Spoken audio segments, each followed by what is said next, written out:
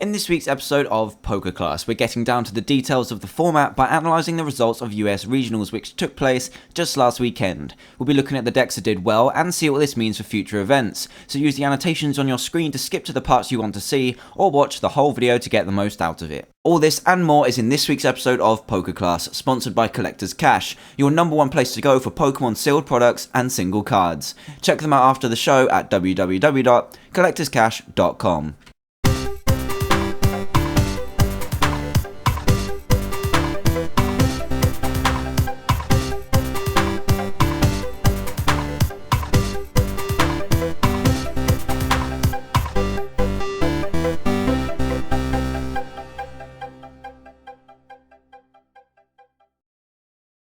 Hey there everyone, and welcome to episode 92 of PokeClass, where autumn regionals are already a distant memory and cities are the next events on people's minds. In the US, that is. Over here in Europe, we still have some battle roads left to grab some extra points at, and regionals are happening in mid-November, so there's a lot that everyone from around the world can learn from the last weekend's events. Today's episode will take a look at the top 4 placing deck counts for the 5 big regionals from the US, and also take a look at which decks won these huge events. There's a lot of interesting information in here, so let's get straight to it.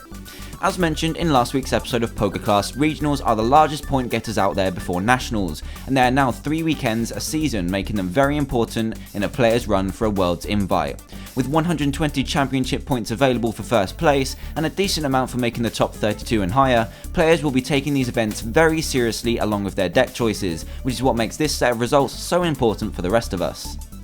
With the importance of these results, let's have a look at the top 4 finishing decks for this autumn's regionals, and they aren't too surprising to look at on the surface, but when we get into the ins and outs of the list to use, things do get a little bit more intriguing. As you can see, Darkrai is still a huge powerhouse in the current format, with it taking a slot in 10 out of the 20 top 4 slots last weekend. This is a huge amount as the size of the events were incredibly high, most tournaments lasting for around 9 Swiss rounds and a top 32, and just shows how good Darkrai is of a card as a dedicated deck to get this far so many times. The interesting thing though is that Darkrai appeared in 4 different deck variants, which further shows it's not only very powerful as an attacker, but very versatile too. What was surprising to me was that Darkrai Terrakion was actually the variant of Darkrai which made the top 4 the most amount of times, with Darkrai Hydreigon only appearing twice. It seems to be that a lot of players have reacted to the onslaught of Darkrai Hydreigon at Battle Roads which have just concluded by making sure that their straight Darkrai lists can fit in the best counter to Darkrai out there. With cards like Energy Switch and of course the appropriate either Fighting or Prism Energy,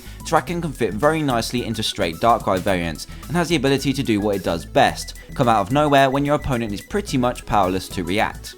When also paired with cards such as Tool Scrapper, any kind of Darkrai then becomes fully prone to a Retaliate or Land Crush from Terrakion, which swings games incredibly in the Terrakion player's favour. You could argue that Terrakion is usually inconsistent, but with the deck's ability to run up to a maximum of 4 Sableye to keep their deck running as smoothly as possible, you have that consistency crutch to keep up with everything else in the format. I think maybe Darkrai Hydreigon has finally suffered from its consistency issues, with having to rely so heavily on getting that stage 2 out, where straight Darkrai decks can just get consistently going by turn 2 or 3 and take the game quicker than you can set up.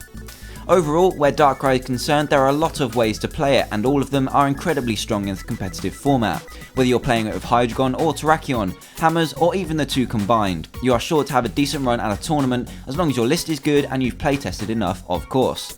There are only 2 other decks that have reached the top 4 of regionals that didn't include Darkrai, and they were Terrakion Mewtwo and Rayquaza Electric. Terrakion Mewtwo is another reaction to the current dominance in Darkrai, and has shown this by making the top 4 a joint 3rd out of the many Darkrai variants also in the standings. With a combination of both Terrakion EX, Retaliate Terrakion and Mewtwo EX, you have the ideal tools to take down every Darkrai in your path.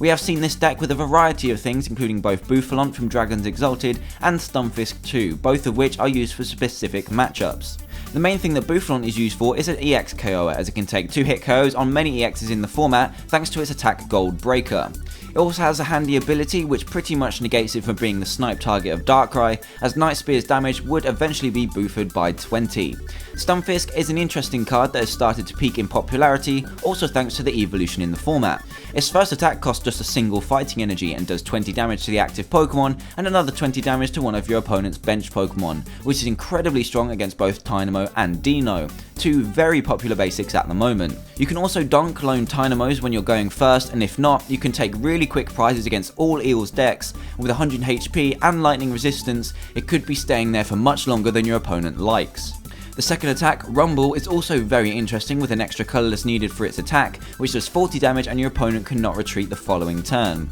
This is very strong against Darkrai variants, as a lot of them have decided not to play Switch, an obvious choice thanks to Darkrai's Dark Cloak ability. However, you can Rumble a Darkrai from turn 2 to do a pretty decent 60 damage, and then lock it in place for a follow-up attack the turn after, which can result in game-breaking plays later down the line. Stunfisk is a very cool card in this format, has been seen in lists for straight Terrakion, but has also been seen in Darkrai Terrakion as a small tech to tip the mirror slightly more in their favour, as well as bring more hurt to Eels. And the final deck that made the top 4 and notably considerable 4 times, the second highest performance between Darkrai Terrakion, was Rayquaza Eels, the most winning deck from our Autumn Battle Roads tournament too. Rayquaza EX has been mentioned many times in PokeClass before, as its ability to knock out any Pokemon in the format for 4 energy or less and then have it recycled by the quickest and most versatile energy accelerator in the format is, to put simply, really good. Lists for this deck have developed really well since Battle Roads, and they have continued to show their dominance at regionals. This deck also has a pretty strong hold over Darkrai Hydreigon, which may be the reason for its fall in performance at this set of events, as Rayquaza can one-hit KO each attacker that Hydreigon brings to the field, taking all the energy with it, and stops the max potion advantage it usually has. The speed that Rayquaza has also helps it to keep on top, thanks to the regular Rayquaza giving early board damage and electric that can start accelerating energy from turn 2 at the quickest. This deck has decent matchups across the board and definitely shows in its amount of top 4 finishes, following up its success at Battle Roads. So let's move on to the winning decks of the 5 regionals that happened last weekend, and here they are. As you can see, Rayquaza took 3 out of the 4 of those top 4 finishes and converted them into wins, which is an incredible win ratio to have, which just shows how Rayquaza can not only top cut consistently, but also have the potential to take events to the finals and win the whole thing. Where I mentioned a moment ago that lists for this deck had improved is completely true, and in quite an innovative way as well, as one of the top 4 finishing lists and one of the winning lists featured this card, Victini from Noble Victories, or Fliptini as it's aptly nicknamed. At first, this seems like a pretty crazy inclusion, as it seems that electric decks don't feature flips enough to warrant the use of this card. However, it actually turns out this can be a vital inclusion for your setup during the game. Earlier in the episode, I quickly mentioned how Darkrai decks aren't running Switch in their decks, and there's nothing wrong with this, but other decks are now starting to take full advantage of this fact, and this is a prime example. In a Rayquaza Eels deck, you actually have 2 ways to paralyze your opponent's active Pokemon, but they both rely on you hitting heads on a coin flip, which is where Victini comes in. Both your Dynamos and Raikou have a paralysis attack, which in combination with Victini can be used to stop your opponent in their tracks for a single turn while you take your time to set up the rest of your field. With the help of Victini, you have a much higher chance of hitting the paralysis on your opponent, which Darkrai players can't really deal with, and it buys you extra turns to get enough energy onto your Rayquaza to knock out their Darkrai, take away their energy and their attacker for 2 prizes. This idea is very innovative and is a very creative way to set up while taking advantage of the format as it's developing at the moment. It will be interesting to see if Darkrai players start trying to squeeze in 1 or 2 copies of Switch into their lists when cities come around to combat this new way that Eels has as setting up in the early game. So Rayquaza Electric has proven itself again by taking over regionals this time around, but the other 2 decks that made it to the top were Darkrai Hammers and Mewtwo Electric.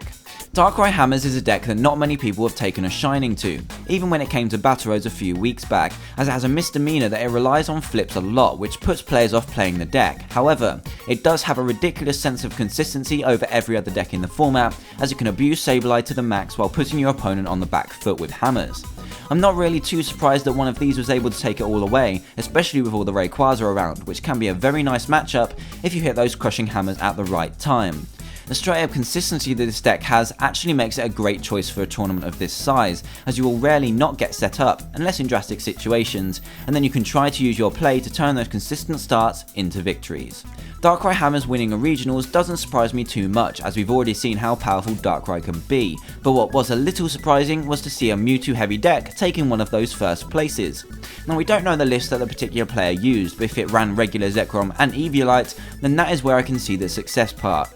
As I've mentioned many times before, an Eviolited Zekrom can 2-shot every EX in the format right now, even with an Eviolite, which is incredibly strong, as the likes of Darkrai can't one-shot it back, which means you're only giving up the one prize to their 2. Mewtwo also isn't proving to be too much of a hindrance where Darkrai is concerned either, as a Mewtwo with 4 energy can still provide a 2-hit KO on an Eviolited Darkrai, which is by no means bad when that is what they're doing to you anyway. A drop in play of Mewtwo in various other decks also makes Mewtwo a little less risky to playing straight onto the field as well, which makes it a little stronger at the moment, I personally feel. It is yet to be known whether this particular list ran the Victini in there too, to help them set up, but it looks like that is now becoming the standard thing in Eels to keep their opponent at bay. And that is pretty much what your regionals results were last weekend. The main surprises of the series were cards like Victini popping up in Eels builds to keep opposing Darkrai's at bay while you set up, and another star of the show was Roselia, an overlooked card from Dragons Exalted which has been appearing in decks such as Straight Terrakion and even Darkrai Terrakion just to grab you crucial cards from your deck when you need them the most. To be honest, I'm not too sure about the card in Darkrai variants, but I can see its definite worth in decks such as Straight Terrakion, which sometimes need an extra consistency boost to keep on top of their opponent's setup. Grabbing a supporter in a supporterless hand is always golden, and grabbing things like Tool Scrapper from the deck when you need it can definitely win games, so maybe look out for this at future tournaments. So thanks everyone for watching this week's episode of PokeClass, and if you did enjoy the episode, then please hit that like button, comment down below with what you think about this week's topic, and a favourite would also be extremely appreciated too. If you haven't already, then please subscribe for all the latest in Pokemon TCG news and updates. Thanks again for watching, and I hope you all have a great week.